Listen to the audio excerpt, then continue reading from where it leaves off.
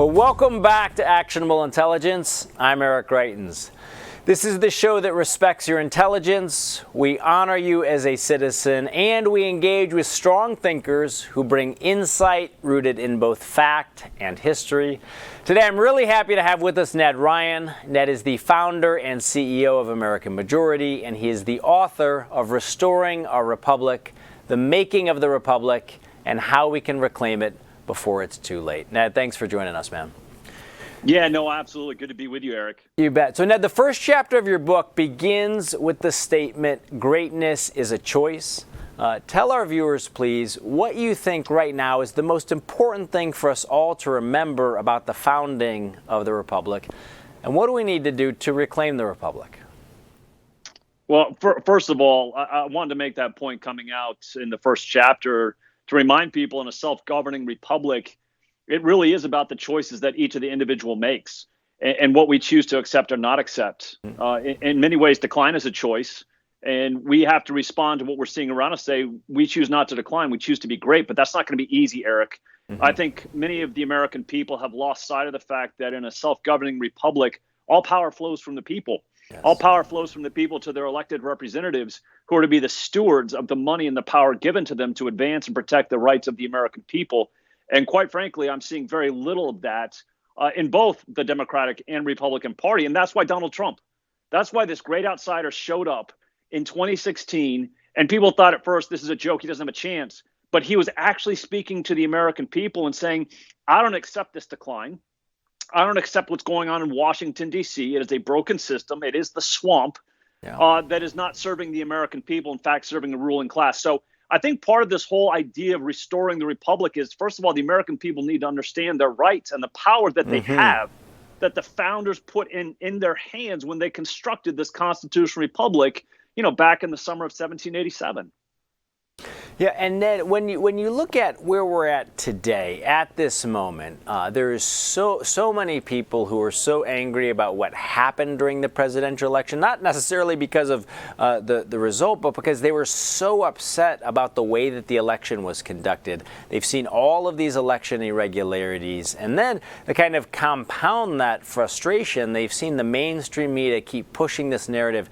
There's no evidence of election fraud, no evidence of election fraud, and they're watching videos themselves that certainly look like evidence. They're seeing hundreds of people who've come forward with sworn affidavits. It's literally the definition of evidence. You've got a column out at American Greatness about what we need to do to clean up the mess that is our current electoral system. If you could talk with our viewers a little bit about what you see as the way forward there.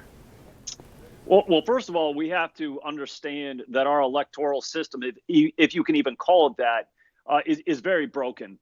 But Eric, part of the thing that I want to emphasize to those watching is part of the thing that they have to start doing is demanding accountability, not only from their elected officials, but also from party leadership. Because I'm going to tell you, after I wrote that column, I started having conversations with some people about what took place with the RNC and the GOP coming into the 2020 elections.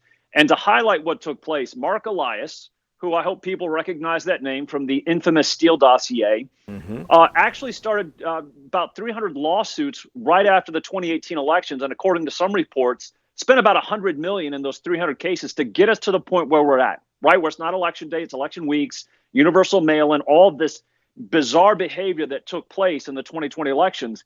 To juxtapose against that, based off some of the people that I've talked to who have good knowledge, the leadership of the GOP, the RNC, was warned at the end of 2018 what was going to take place. They chose not to do anything. And based off some other reports I've seen, Eric, they only spent about $4 million in legal challenges versus the $100 million. At some point, based off the time that Mark Elias had and the money that he had, it was almost inevitable. And of course, then they took the coronavirus situation and used that as justification for universal mail. So the point I'm making this really quick on this article, a couple things. First of all, most of the civilized advanced societies in the world, about 90%, don't allow electronic voting machines. I'm actually calling for a return to the 19th century voting methods as we're in the 21st century. We want to go back to paper ballots, in-person voting, photo ID, and we have to have observers of both parties close proximity to actually be able to watch and give real integrity to the process.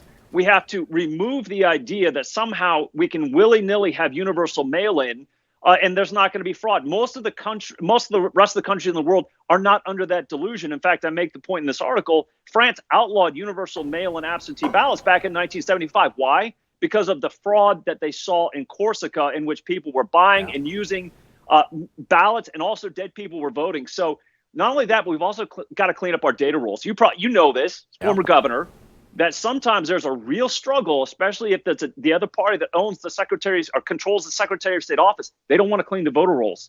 Dirty elections stem from dirty data. And a lot of the times that these dead people, well, all the time that the dead people get to vote is because they're still on these voter rolls. Clean up the rolls, actually get them up to where they should be. And I would actually call for a quarterly cleaning every year. At that point, you remove the dead people and the ghost voters from the rolls, and then you demand in-person voting. Because I also make this point too, Eric. I've never seen a dead person vote in person. Right. Right. It's challenging. Right? It's far more challenging. Yeah, very challenging. Yes. Yeah. And that, one of the things that I really liked about your column, I'm going to ask you to comment on as well, is that, and I appreciate about all of your thinking, is that it's always kind of rooted in American history. It's rooted in kind of these very basic principles of the American Constitution. But you also take a kind of wide view to give people a sense that when you're calling for a return to paper ballots, this isn't some anti-technology call. You're actually rooting this in what people have found around the world. If I understand, the Supreme Court of Germany actually outlawed electronic voting machines. Talk a little bit about what other people around the world have found and why you're calling on for these kinds of changes. Yeah, no, back in the spring of 2009, the German Supreme Court actually outlawed and said we are not going to use electronic voting machines, partly because it was open to manipulation. And then at the same time, they felt that most of the average voter couldn't understand the entire process through which electronic voting machines were actually used. So Germany's outlawed what are called EVMs, electronic voting machines, since 2009. Canada does not allow them either. In fact, Canada has paper ballots. You vote in person with people in the room. And a lot of these countries, too, not an insignificant amount, require photo ID. Mm-hmm. I mean, these are basic things. At some point, we have to have a conversation as a country. Are we going to be serious about the electoral integrity in which we elect our leaders, or are we not? Because right now we have this complete mishmash of different states. And I have to tell you this, too. I'm a huge believer in federalism, in which we diffuse power back to the states, Eric.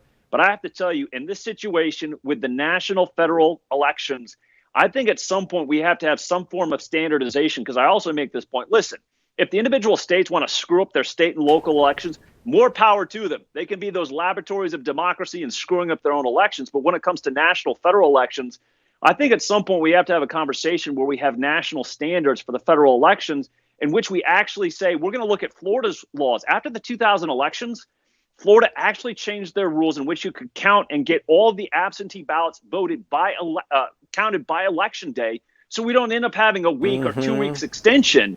So I think we have to have a conversation about how we standardize some of this before 2024. Cool. And Ned, let's talk again. Let's pull out kind of big picture. A lot of times when people think about elections, they think about Democrat versus Republican. I mean, one of the points that you've made is that a lot of times this is American citizens versus the swamp is really what's at stake here. And you talk. You've got another column out about the future of the GOP, America First versus corporatism. Give our viewers a sense for what you see as the big choice that needs to be made moving forward. Well, I actually think, one of the big debates that's going on in both of the major parties is corporatism versus socialism for the Democrats, and it's America First versus corporatism in Republican circles. Mm-hmm. And again, America First being, let's prioritize the American worker, let's prioritize the American taxpayer. How do we advance and protect their interests over those of the corporations or the tech companies? And the thing that's frustrating me a little bit, Eric, to be completely honest, obviously American Majority has been with the base for 12 years. We've trained people how to run for state and local office. I'm a little frustrated with what's going on in Georgia right now, because some of these people in the base are saying, we're not going to vote. We're going to punish the establishment January 5th. And I've been telling them it's because you have left undone those things which you ought to have done. A party is what people say it is. Right. And the people who say what it is are those that show up and run in primaries and win the primaries and show up at conventions. And I've been saying this for over a decade now. And if the base wants to be serious, America First, Make America Great, wants to be serious about taking one of those major parties, the Republican Party, and making a creature of its own creation and advancing these ideals, They're going to have to be serious about doing some real work, running in primaries, running for precinct chair, showing up at conventions.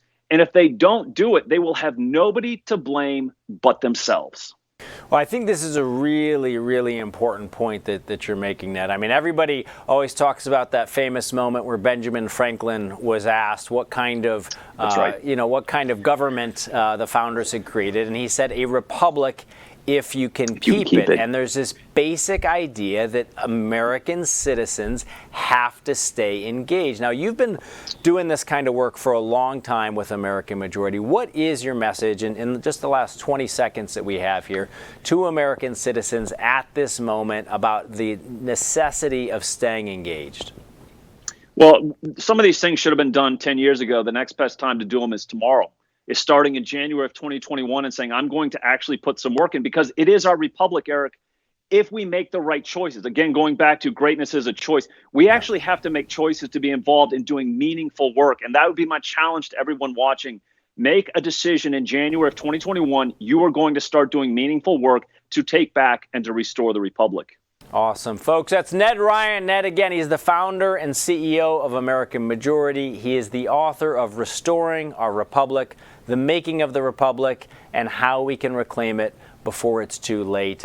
I think that for all of you who appreciate insight that is rooted in history, insight that is rooted in a love for the American Constitution, you're going to love Ned's book. It's an outstanding one. Well, stay right with us. We're going to be back with more. We're going to be talking about the election, and we're also going to have some reflections on this day, December 7th, 1941, Pearl Harbor Day. We'll be right back.